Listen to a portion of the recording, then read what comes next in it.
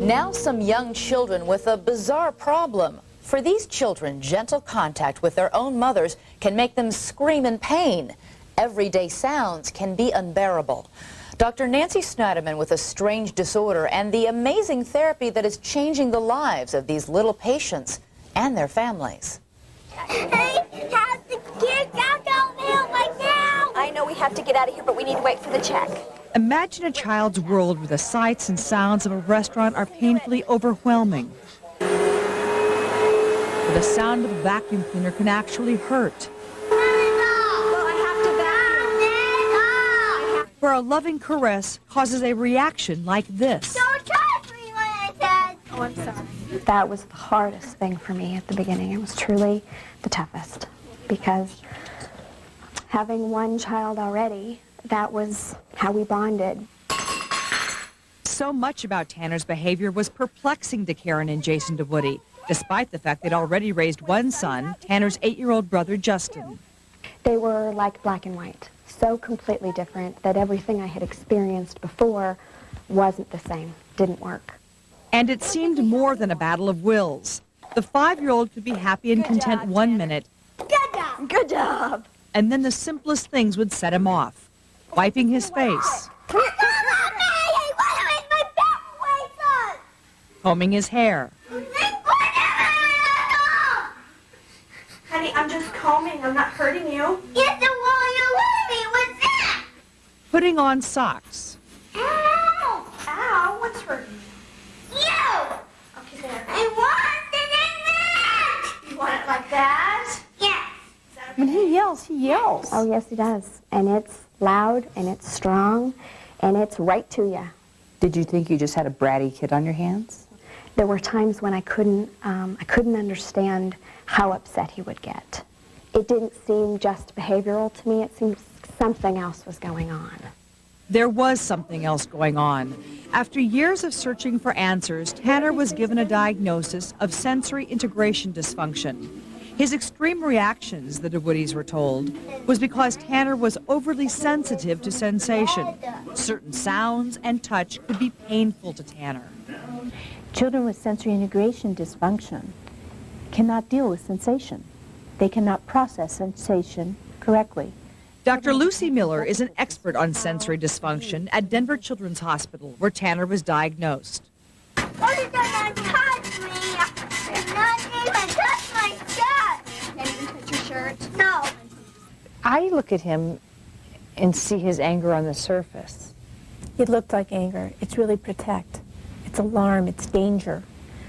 His nervous system is saying, this hurts me.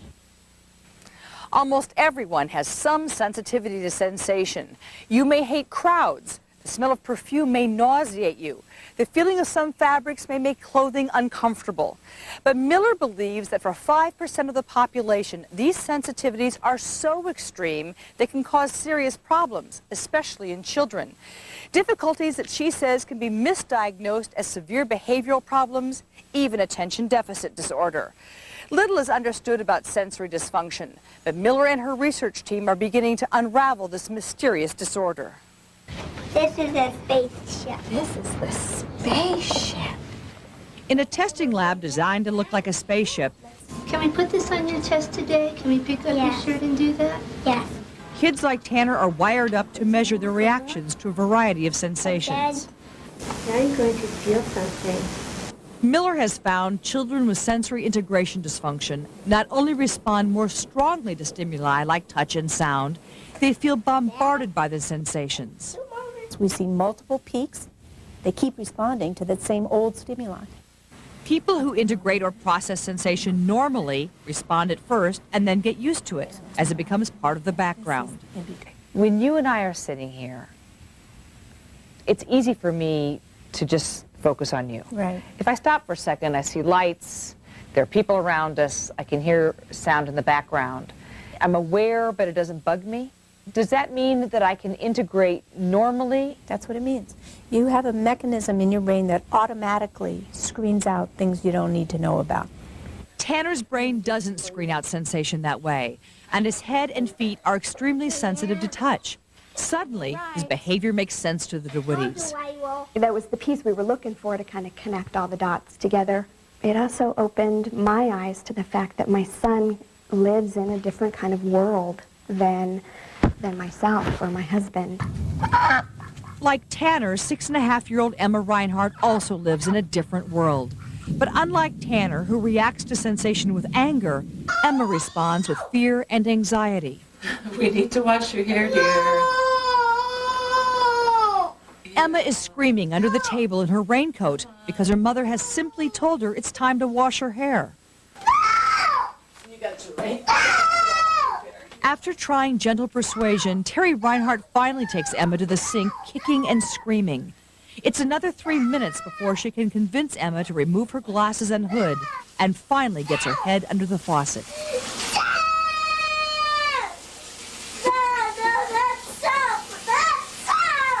Emma's head is extremely sensitive to touch, and she finds the sound of running water painful. She's also petrified by the size and feel of a bathtub. It's too big to water! Which is why Emma takes a bath in a small bucket in the kitchen. Things that can be just simply annoying to the rest of us can actually be painful to her. Certainly, there are people who would look at Emma. There'd be people who say, get a life. Right, Grab that kid and put her in the bathtub. right. Well, I've learned from experience that, that doesn't work. What do you mean it doesn't work? I mean, she'd just completely lose it. Although to look at Emma, it's hard to see anything wrong, Terry and Chris knew early on there was something different about their daughter. We would bring her to the table even in her infant chair. And if anybody in the family would laugh, she would immediately start to scream.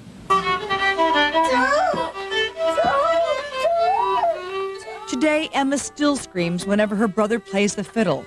She also won't walk barefoot across the floor, in this case using a towel instead. Just do it. And clipping Emma's toenails is always an ordeal.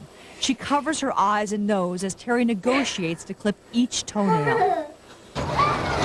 School is also difficult, especially the playground where the noise and all the kids running around can be overwhelming. And so Emma often plays alone. Do you think Emma knows that there's something different about her than the other kids at school? Yes, she does. She said, Mom, my brain just doesn't work like other children's brains do.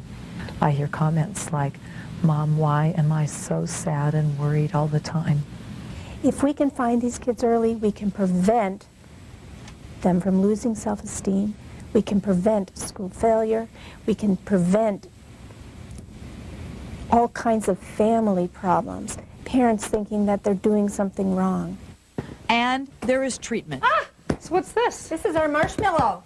In a room that looks like an indoor playground, specially trained occupational therapists challenge kids like Emma to confront the sensations they fear. Because Emma is sensitive to sound, she's encouraged to blow a toy whistle as loud as she can while she swings, an activity that calms her. You liked this one the other day, didn't you? To cope with her sensitivity to touch, the therapist strokes her arms with brushes and gently coaxes her to get into a tub filled with plastic balls. Emma is only just beginning therapy. Her brain inside is saying, don't move, don't move. This is a threat. This is dangerous. Back off. But at the same time, she sees all these beautiful balls, and they look so much fun, and she wants to jump in, so that the motivation to play is greater than the fear that she feels from the tactile stimulation. It's a way of allowing a child to come to grips with his or her environment. Is that fair? That's fair. This one is the blue one. While it's not a cure, some experts speculate therapy may change the way the brain experiences sensation, like sound and touch, so that in time the child begins to respond in a more normal way. In Tanner's case, the DeWoodies swear by it. Mom, you have to win 4 times.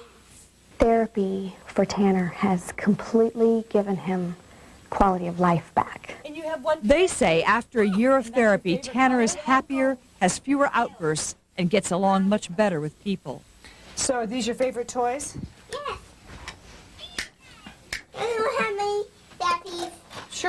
hand you any piece you want. And while he's still sensitive to touch, Karen can now hold and play with her son like any other mother. Can you feel it? Yes, feel it. You can feel it. Of course, not every child with behavior problems has this disorder, so it's important to get a good diagnosis. And if your child does suffer from sensory integration dysfunction and goes into therapy, experts say it takes several months to determine if the therapy's working. For more information on this, you can chat with the expert, Lucy Miller, Monday at 2 p.m. Eastern Time on our website at 2020.abcnews.com.